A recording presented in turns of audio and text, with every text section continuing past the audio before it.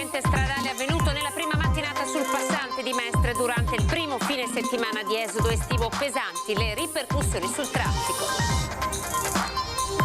È ricoverato con ustioni di secondo grado su braccia, busto e gambe un bambino di appena 2 anni che questa mattina si è rovesciato addosso un termos d'acqua bollente a Bibione.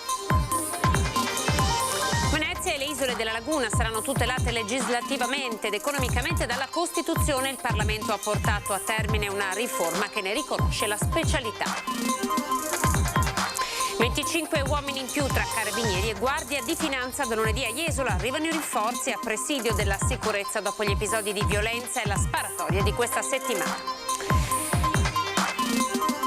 È partito il bando per l'assegnazione di case di edilizia pubblica. Nelle graduatorie si terrà conto di chi da tempo è residente in città. Autorizzata per il prossimo anno scolastico la formazione di alcune classi in deroga nonostante i numeri ridotti di allievi per Pellestrina, Sant'Erasmo, Murano e Burano. Paracadutismo, immersioni, footbike, parabeach volley e bicicletta per non vedenti con il lancio da 4.000 metri di un disabile. L'US 4 avviato a Bibione il progetto di turismo sociale e inclusivo. Buonasera TG Venezia, ben ritrovati. Partiamo con il primo weekend da bollino rosso sulle strade della nostra regione. Sul passante di Mestre questa mattina c'è stato un tragico incidente stradale, purtroppo c'è una persona deceduta e un'altra ferita. Vediamo. Sulle strade del veneziano il primo grande esodo estivo del 2022 è iniziato nel modo più drammatico.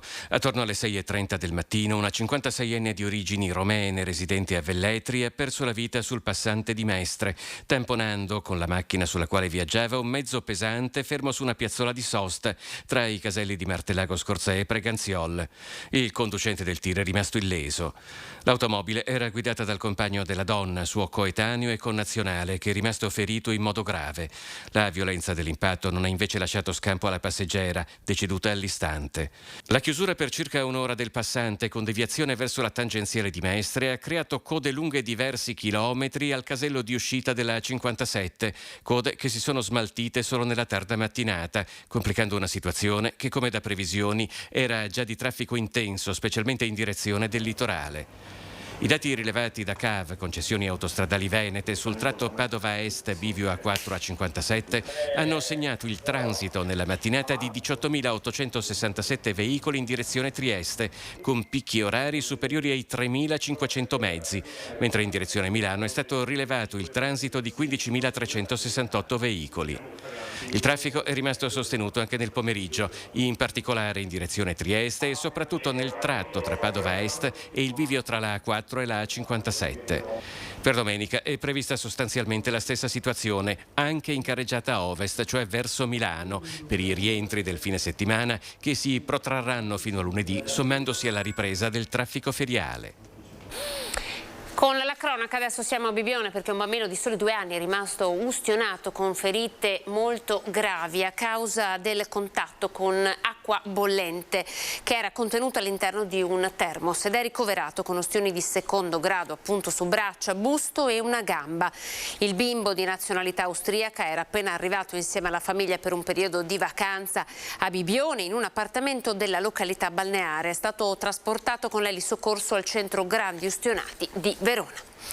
Venezia e le isole della Laguna saranno tutelate dalla Costituzione. Il Parlamento ha portato a termine una riforma che riconosce la specialità delle isole. La specialità di Venezia e delle isole della sua laguna è ora riconosciuta e tutelata dalla Costituzione italiana.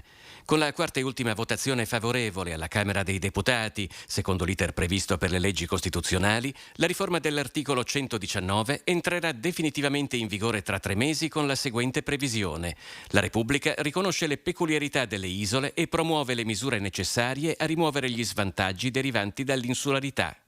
Le conseguenze di questa frase sono a 360 gradi perché significa che d'ora in poi verranno sanate il più possibile tutte le penalizzazioni che possono verificarsi quando si vive e si lavora in un'isola. Potremmo avere delle norme ad hoc per l'isola di Venezia e per le isole minori a livello nazionale che consentono per esempio le deroghe sul numero delle classi per le scuole, delle deroghe per esempio per i trasporti, dei finanziamenti ad hoc dall'Europa e anche dallo Stato per i trasporti, per la sanità, ma anche per esempio gli aiuti, le incentivazioni che sono state date alle aziende veneziane e anche del Polesine in questo caso, sono aiuti che possono uscire dalle discriminanti europee che bloccano questi aiuti in quanto anticoncorrenza, insomma un ventaglio di possibilità normative di finanziamento straordinarie.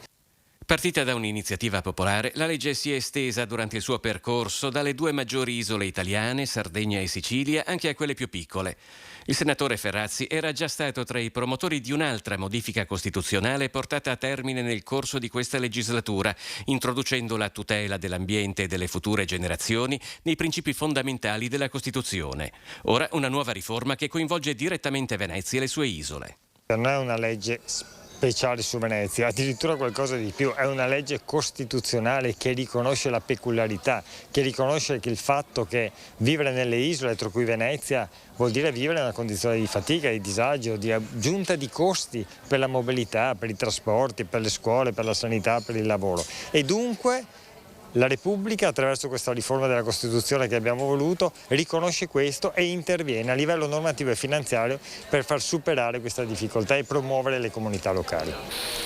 Jesolo ora con i post di questi ultimi episodi di violenza e poi la sparatoria. Da lunedì saranno operativi nuovi rinforzi. Arrivano forze dell'ordine a Jesolo per la sicurezza.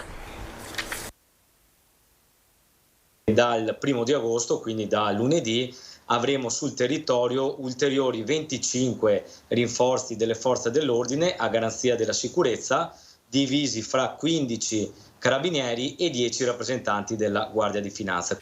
Dalla riunione in prefettura del Comitato di Ordine Pubblico e Sicurezza arriva una prima risposta alla preoccupazione e al clamore generati dall'escalation di violenza registrata a Jesolo nell'ultimo periodo. La sparatoria in centro, condita da un video in cui si vede un uomo girare tranquillamente in un negozio con una pistola, hanno fatto scattare l'allarme rosso in una località che poi, per certi versi, non fa altro che rispecchiare quella che è la realtà del paese. Noi ci accorgiamo che la soglia di tolleranza della società rispetto anche all'assunzione di droghe anche pesanti si sta drammaticamente abbassando, quindi questo non è una cosa che può risolvere un sindaco, non è una questione che può risolvere la polizia, ma è un problema che la società deve cominciare a porsi. Anche il tema dei messaggi sbagliati che diamo in fatto di droghe, quindi anche i messaggi della liberalizzazione, della banalizzazione dell'uso delle sostanze deve essere completamente rivisto. Secondo il sindaco Christopher De Zotti, Jesolo è e rimane una destinazione sicura, la cui natura di accogliente centro per le vacanze non può essere compromessa da certi episodi. Ma soprattutto da tempo i comuni più turisticamente attrattivi del litorale veneto sono impegnati assieme ad altre località balneari con caratteristiche analoghe di tutta Italia a che venga riconosciuta la specificità delle cosiddette città fisarmonica anche sul fronte sicurezza, con un rinforzo delle forze dell'ordine che in determinati periodi dell'anno dovrebbe essere strutturale e non dettato da emergenze. Perché noi siamo città che per 6-7 mesi all'anno sono realtà da 26.000 abitanti, per 4-5 mesi all'anno si trasformano in realtà che ospitano anche 200-300.000 persone nello stesso momento in città. Noi purtroppo affrontiamo questi 4 mesi con gli stessi strumenti e le stesse dotazioni che hanno le città da 26.000 abitanti. Nuovo studio della CGA di Mestre, questa volta il focus è sul lavoro sommerso in Veneto. Vediamo un po' di dati. Anche se in Veneto il fenomeno è molto circoscritto, gli occupati irregolari vanno monitorati attentamente, anche perché in alcuni settori sono controllati dalle organizzazioni criminali che stanno diffondendo i loro interessi nell'economia reale. Con meno lavoro nero possiamo aumentare i salari, contrastare più efficacemente lo sfruttamento, il caporalato e gli infortuni sui luoghi di lavoro, migliorando le condizioni di vita e restituendo la dignità a tantissime persone. A Venezia è partito il bando per l'assegnazione di case di edilizia pubblica nelle graduatorie e si terrà conto di chi da tempo è residente in città. Il Comune di Venezia ha dato il via al bando 2022 per l'assegnazione di alloggi di edilizia residenziale pubblica. Al momento della domanda, che potrà essere presentata entro il 23 settembre, il bando prevede la possibilità di scegliere a quali dei 2 sottoambiti territoriali partecipare: Venezia Centro Storico e Isole o Terraferma Veneziana. Sarà un bando appunto online, con possibilità però di essere affiancati anche in presenza per le persone che non possono farlo perché hanno una certa età o non hanno dimestichezza con gli strumenti informatici. Col precedente bando abbiamo assegnato circa 350 case col precedente bando ERP, dopo 2 anni è il caso di rifare la graduatoria e renderla più aggiornata, e quindi sarà possibile fare domande fino a metà settembre. Invitiamo tutti quanti a rivolgersi al sito e effettuare la domanda.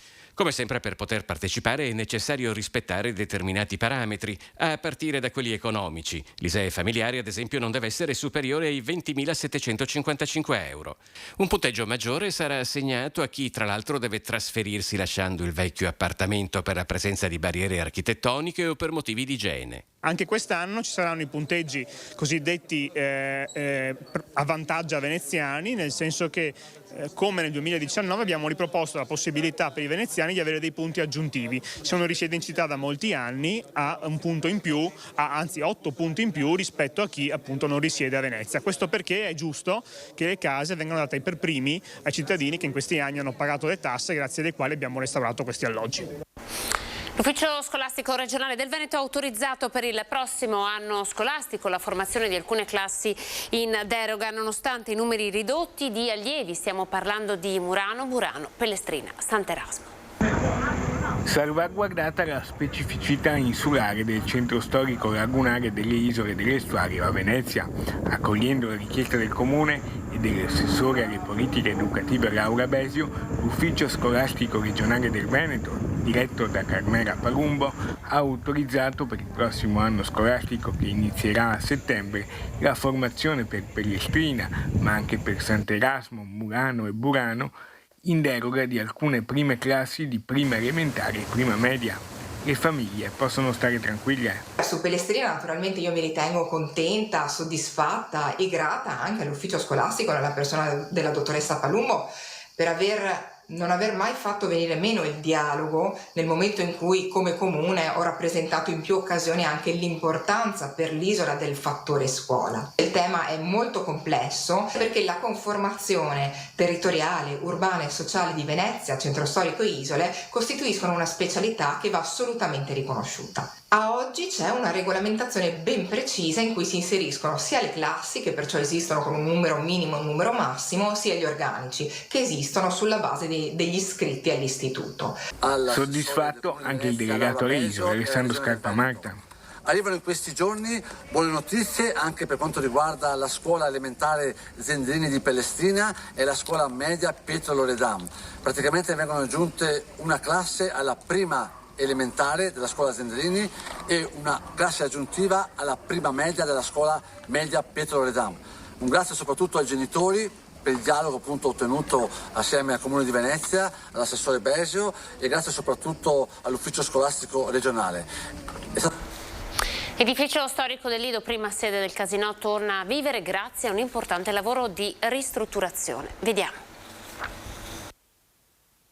Con 15 milioni di euro rinasce a nuova vita come centro per eventi, congressi e per la mostra del cinema l'edificio vincolato dell'ex Casinò in Lungomare Marconi al Lido di Venezia.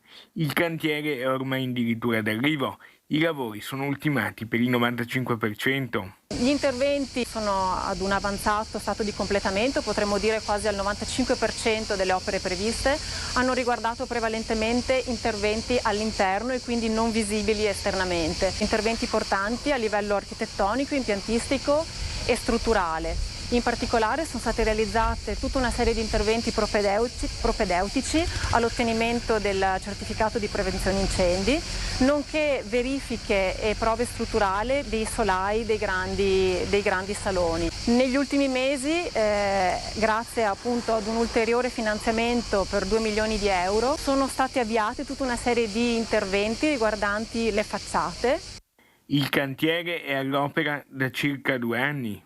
Abbiamo un intervento sul controsoffitto dell'atrio che è una delle sale principali al primo livello del Casino, che è stato reso possibile attraverso la ricostruzione di questo grande controsoffitto che ospita questo plafone centrale che rende possibile l'illuminazione della stanza. Sarà un restauro completo reso possibile grazie ai fondi dello Stato nel bando delle periferie per 10 milioni di euro e altri 5 milioni del Comune di Venezia, che è proprietario dell'edificio. Questa sala potrà diventare un ristorante per la cittadinanza, non solo per il periodo della Biennale, e abbiamo cercato di ritornare agli antichi fasti, quindi ricostruendo le vecchie boiserie, le vecchie pareti a specchio, abbiamo sistemato gli infissi, restaurati quelli che si potevano e sostituiti sul modello originale in legno quelli non più recuperabili,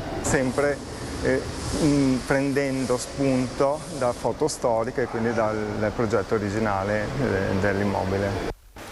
Torniamo a Bibione, paracadutismo, immersioni, footbike, para, beach volley e bicicletta per non vedenti, con il lancio addirittura, pensate, da 4.000 metri di un giovane disabile. L'ULSS 4 Veneto Orientale ha avviato a Bibione il progetto di un turismo sociale ed inclusivo. Vediamo di cosa si tratta. E oggi c'è stato questo lancio con il paracadute da parte anche di persone con disabilità per dimostrare che nulla è impossibile, neanche per la disabilità, quando c'è la volontà e le persone che hanno la disponibilità e l'impegno nel migliorare in tema di inclusività e accessibilità il contesto di riferimento. Un volo da 4.000 metri d'altezza per dimostrare che la disabilità non ha ostacoli. All'atterraggio sulla spiaggia di Bibione, scandito dall'applauso dei turisti di fronte a quello che è il turismo sociale inclusivo del Veneto. È qualcosa di indescrivibile da provare perché vai contro le tue paure, quindi quando esci dall'aereo senti questa botta di aria fredda che è una botta di vita, è veramente una figata unica. Le attività appositamente predisposte per persone con disabilità e non vedenti comprendono il subinclusivo, le uscite in tandem, il para beach volley, la footbike ed ora anche il paracadutismo, con il lancio di una decina di paracadutisti, tra cui anche un disabile in tandem con l'istruttore. Uno spettacolo seguito dalla spiaggia da centinaia di persone. Quando ho fatto l'incidente ho avuto da riprendermi un attimo con la testa, ho toccato il fondo come un po' tutti capita. E dopo ho ripreso un po' a sciare, fare subacquea, andare a vivere da solo. Dopo è stato un mio amico che mi ha detto andiamo a fare un salto dall'aereo. Va bene. Annunciato il film di preapertura che martedì 30 agosto darà il via alla 79esima edizione della Mostra Internazionale d'Arte Cinematografica a Venezia, ma la Mostra di Venezia è una vetrina aperta sul mondo. Arriva l'appello del direttore Barbera per la liberazione di 3 cineasti iraniani ingiustamente incarcerati. Sarà il classico del cinema muto Stella Darlax, restaurato al Museo delle Arti Moderne di New York, il film di preapertura martedì 30 agosto al Lido della 79esima Mostra Internazionale d'Arte Cinematografica di Venezia.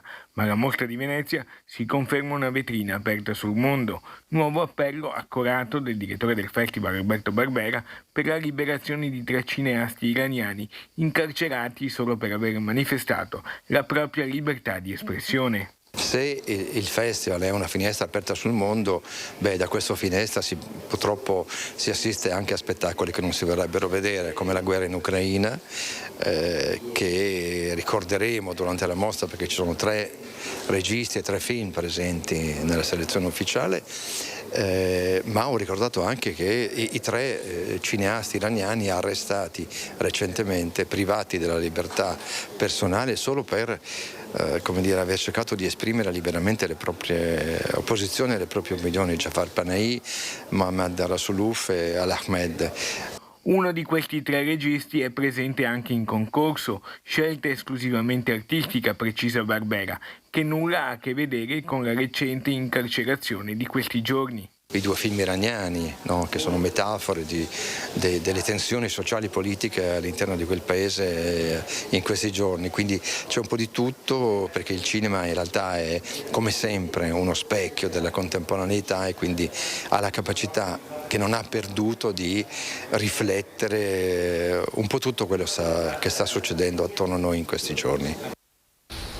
Questo era il nostro ultimo servizio, siamo alle previsioni del tempo. Come sempre vi ricordo che dopo di questa edizione del TG di Venezia c'è TG Treviso. Grazie per essere stati intanto in nostra compagnia, arrivederci.